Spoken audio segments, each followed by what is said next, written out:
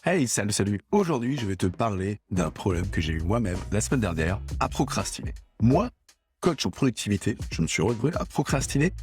Je t'explique comment et pourquoi dans cet épisode.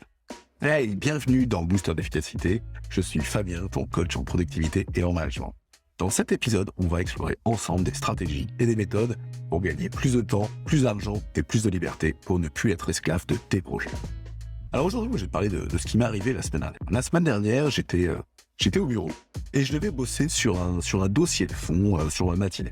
Alors j'avais fait, je dirais, ce qu'il faut pour préparer ma journée. Hein. Je m'étais dit, bah tiens, ce matin, je fais ce dossier et cet après-midi, j'ai 2 réunions, 3-4 coups de fil à passer. Donc, je ne travaillerai pas sur mes dossiers.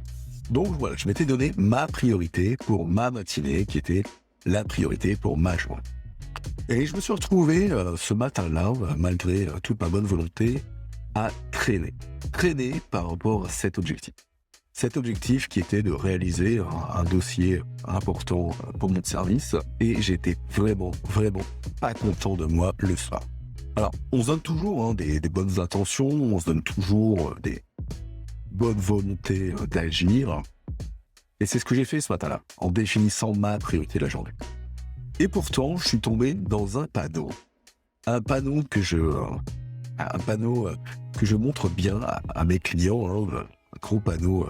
Attention, c'est de ne pas tomber dans ce qu'on appelle une des lois du temps, la loi de Parkinson.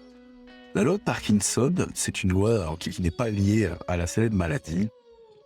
C'est une loi qui a été inventée dans les années 50, dans un article qui est paru dans The Economist. Donc ce monsieur Parkinson, et qui nous dit que le temps a tendance à occuper tout l'espace qu'on va lui donner. C'est-à-dire que le temps, en fait, pour une tâche, va se dilater jusqu'à occuper tout l'espace qu'on lui a prévu. Et en l'occurrence, moi, c'est ce qui m'est arrivé la semaine dernière, puisque j'avais prévu, sur ma matinée, de travailler sur mon dossier. Ce dossier, si j'y avais fait attention, c'est un dossier qui, bien organisé, pouvait me prendre 9 heures. Et en fait, comme j'avais prévu d'y travailler sur ma matinée, eh bien, quand je me suis mis à mon bureau à 8h30 après le café avec les collègues, j'ai travaillé. Et puis, au milieu, je dirais même avant le milieu, je me suis retrouvé à me dire, ah tiens, je vais regarder vite fait mes mails. Ah tiens, je vais appeler tel collègue. Ah tiens, je vais regarder tel truc. Tiens, c'est vrai que ce dossier me fait penser à ça. Hein. Je vais aller regarder ça, à quoi ça correspond. Et ça fait longtemps que j'ai pas été faire un tour sur l'intranet pour voir où était en phase tel projet, tel com, tel collègue, etc., etc. Et ensuite, je reprenais les petits morceaux de mon projet, petits morceaux de mon dossier. Et puis, je repartais à procrastiner. Et puis, peut-être que quelqu'un venait me voir, peut-être qu'un collaborateur venait me voir, peut-être que j'avais un coup de fil, peut-être que j'avais une notification d'un SMS reçu de ma compagne ou d'un enfant ou d'un collègue. Et hop, j'en prenais un bout de dossier, et un bout de dossier, et un bout de dossier. Et globalement, en fait, ce qui s'est passé, c'est que je me suis retrouvé complètement pris dans le flot de cette loi de Parkinson et de ce temps qui s'est dilaté complètement. Ce dossier qui aurait pu prendre 1h30, 2 heures, en étant concentré, en étant dans le flot, et en me disant, 8h30, 10h, je fais ce dossier à fond et à 10h, il est fini. Non, je me suis retrouvé à traîner mon dossier sur l'ensemble de la matinée. Alors, dit autrement, donc cette loi de Parkinson, quand on a une tâche et qu'on réussit à la timer bien et à timer ses passages à l'action, on va faire en sorte d'être concentré, de travailler sa concentration, son temps et son occupation de l'espace.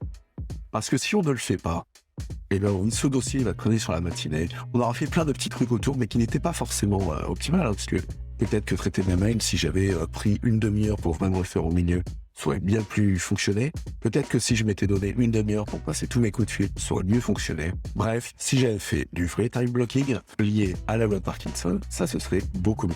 Donc si tu souhaites mieux bosser pour toi, si tu souhaites mieux bosser sur tes projets, prends en main cette loi de Parkinson, donc cette loi de Parkinson qui dit que le temps aura tendance à dilater jusqu'à occuper tout l'espace qu'on lui a alloué. Si tu prends pas en main la loi de Parkinson, parmi les plus importantes dans la gestion du temps, tu pourras à faire de retour en arrière, comme Marty McFly dans Retour vers le futur, Et donc, tu auras passé une matinée, une journée à travailler, à mal travailler et à ne pas être content de toi à la fin de la journée. D'ailleurs, toi, est-ce qu'il t'arrive de procrastiner? Et est-ce qu'il t'arrive d'avoir des soucis dans ton organisation?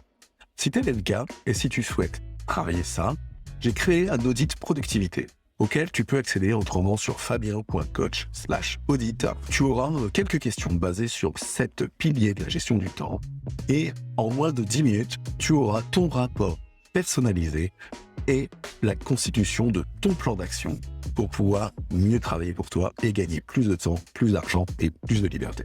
Ça te permettra de ne plus être esclave de tes projets, de ne plus être esclave de ton business et de pouvoir avancer pour toi vers ta liberté. Pour ça, clique sur le lien de l'épisode ou rends-toi sur fabien.coach/audit. C'était mon épisode d'aujourd'hui sur la loi de Parkinson, mieux booster ta productivité.